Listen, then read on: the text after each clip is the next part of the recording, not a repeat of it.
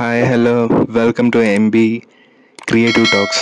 Sorry అండి, యాక్చువల్గా మన ఓల్డ్ ఛానల్ పేరు ఎంబీ స్పెషల్ టాకీస్, కాకపోతే దాన్ని ఎంబీ క్రియేటివ్ టాక్స్ అని మార్చాము.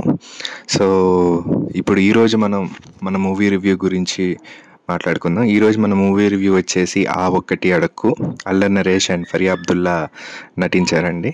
అండ్ ఈ మూవీకి వచ్చి స్టోరీ ప్లాట్ వచ్చేస్తే, ఒక వ్యక్తికి ఏజ్ బార్ అయితే సొసైటీలో ఉండే కష్టాలు ఎలా ఉంటాయి, and at the same time matrimony scams ఎలా ఉంటాయి అనేది ఈ మూవీలో చూపించడం జరిగింది.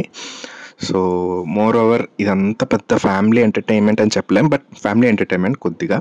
బట్ మోర్ ఓవర్ ఫోకసింగ్ ఏంటంటే మ్యాట్రిమోనియల్ స్కామ్స్ ఎలా ఉంటాయి అనేది చూపించడం జరిగింది. అండ్ ఈ సినిమాలో పెర్ఫార్మెన్స్ వచ్చేస్తే అల్లరి నరేష్ గారి పెర్ఫార్మెన్స్, సో మనం ప్రీవియస్ కామెడీ మూవీస్లో లాగా అంత కామెడీ అయితే ఉండదు, బట్ అక్కడక్కడ కామెడీ అనిపిస్తుంది. బట్ మోస్ట్లీ మనం ఎమోషనల్ టచ్ చూస్తూ ఉంటాము. అండ్ ఇందులో హీరోయిన్ ఫరియా అబ్దుల్లా కూడా తన క్యారెక్టర్ వరకు చాలా బాగా చేసిందని చెప్పొచ్చు.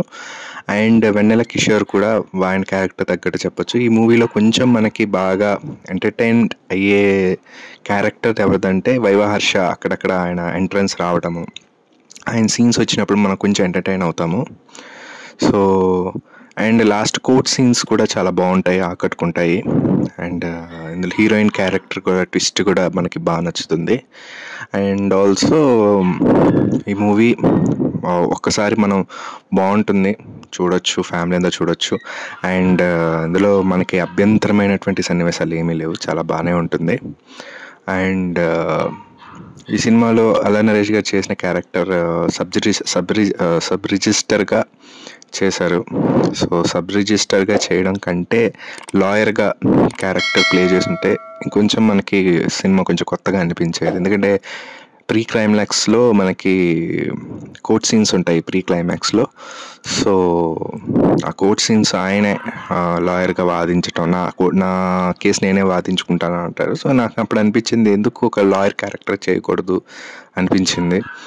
సో ఓవరాల్ మూవీ అయితే ఓకే, వెరీ గుడ్.